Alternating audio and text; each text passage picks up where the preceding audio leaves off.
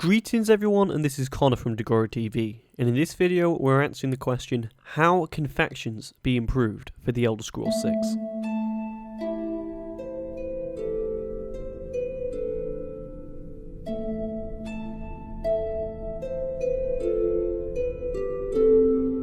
Okay, so the reason that I'm doing this video is because this is something that was actually suggested to me by a viewer by the name Michael Shepherd, and when he made the comment I thought that's a good idea for a video and I'm gonna do one about it. So this is here we are, this is this week's Elder Scrolls video. Okay, so a lot of the guilds that I'm going to be referencing to, because we have new ones and ones that are put in and taken out of all the games, in like Morrowind we have all the different houses, and in Skyrim we have, you know, the Stormcloak Rebellion and things like that. But the ones that I'm going to be referencing to on the grand majority of the time is the Fighters Guild, Mages Guild, Dark Brotherhood and the Thieves Guild. You know, they're really the four consistent ones that we've got in Morrowind, Oblivion and Skyrim. And if you're wondering what are the Fighters Guild and Mages Guild in Skyrim, the Fighters Guild was the Companions questline and the Mages Guild was the College of Winterhold. That was their version of doing that in a different light and manner. In some way it went down, you know, really well for someone like me, but for some others were not happy with it. But I think on the grand majority of things it went down very well. Okay, so the first thing that I really want to be improved in the guilds and the guild questlines that we have when we take part in them in the Elder Scrolls 6 is the relationships that we have with the characters and NPCs in these guilds. And if you've been listening to my channel for quite a long time, you will understand that this is a very big deal for me and something that I want to be improved on in the game in general, but something that I think will have a much more important stake in the factions and the guilds of the game. And the reason I think that is because really, how many names of the people do you know that are in these factions that are in the last three games? Like, for instance, with Skyrim and the Dark Brotherhood, how many people in Skyrim do you know the names of when it comes to the NPCs in the Dark Brotherhood? You know Astrid, you know Sirio, and that's probably it. I want it to be in this kind of a situation where you know around about 10 or 12 characters in there and you know them well. You know, if you really want to go and find out more, you can go up to these people, ask them a ton of questions where they come from. And yes, you can do that to a degree in Skyrim. You can ask them one or two questions, but I don't want one or two. I want more and more. I want them to ask me questions, answer back, you know, have it more of a two-way conversation instead of me just asking them questions. You know, tell me about yourself. And it's like, I'm from Arconia. And it's like, oh cool, what's it like? And it's like, pretty bad, so I'll come here. That's not character development. I want it to develop these NPCs a lot more in these guilds, so that when we're actually fighting alongside them in things like the Fighters Guild, for instance, then we actually have more of a relationship and actually care about them more.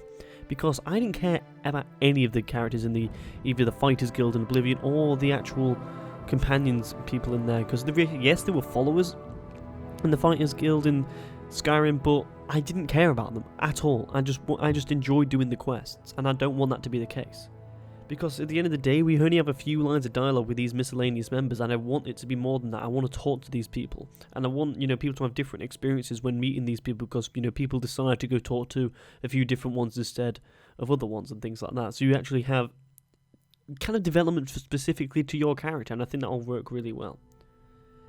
And really, this has been a trait that's kind of happened through all the Elder Scrolls games that I haven't been a fan of when it comes to guilds, that we don't know really anyone in them. We know like the main ones, you know, Lucy and the Chance from Oblivion was a big one that, you know, that I can remember and things like that, but at the overall end of the day, I want to know more. I want to have more of a relationship, and I think really the grand majority of people will agree with me with that.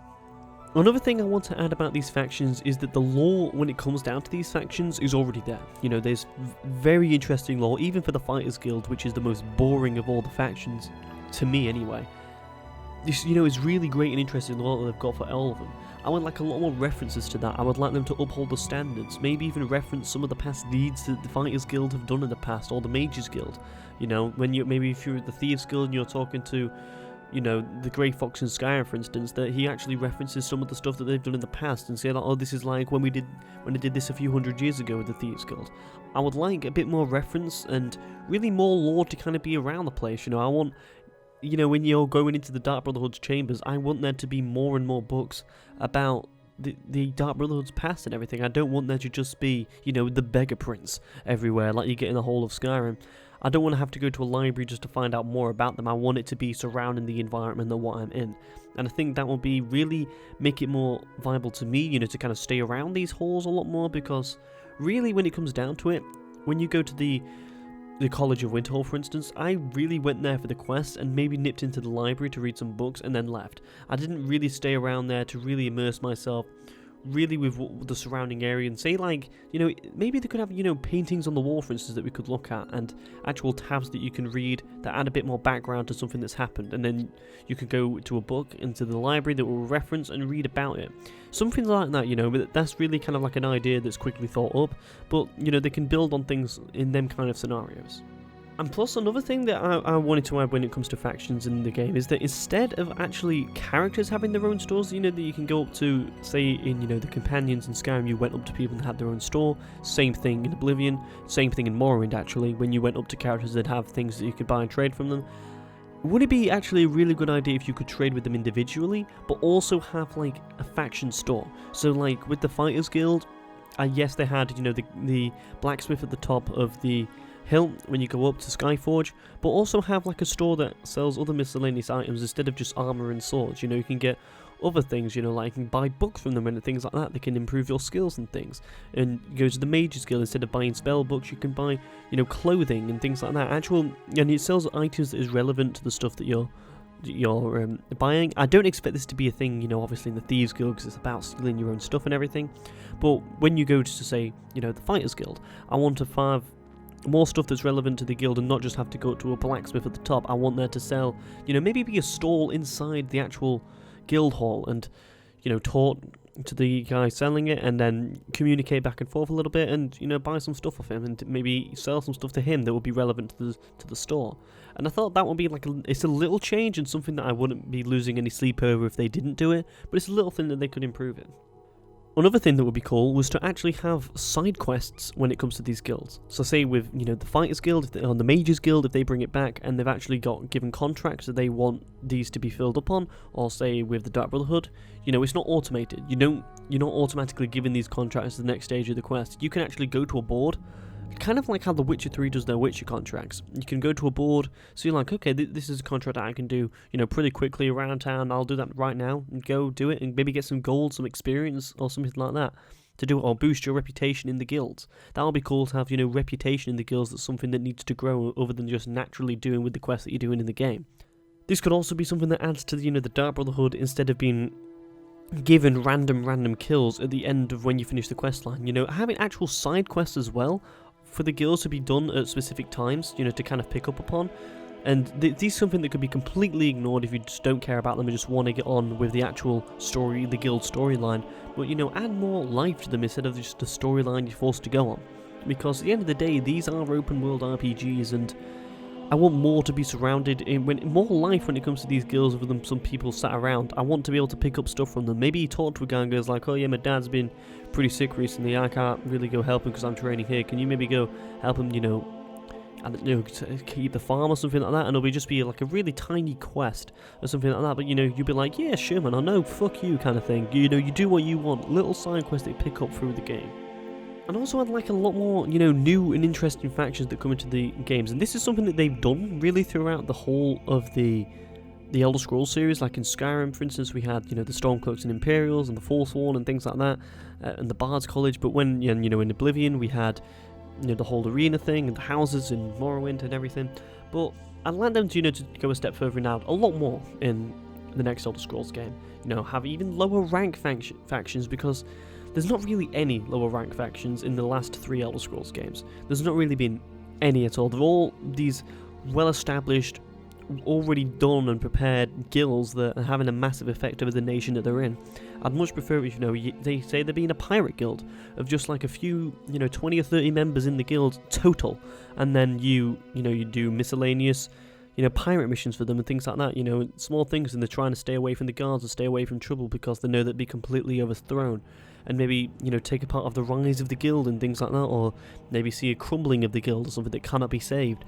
I don't want it to just be, these huge predetermined factions where you become a high ranking, maybe even, factions where you're just really a foot soldier for them. You're not, becoming a general, you're not becoming a Thane, you're not becoming, the speaker and things like that. You don't always have to be the main number one.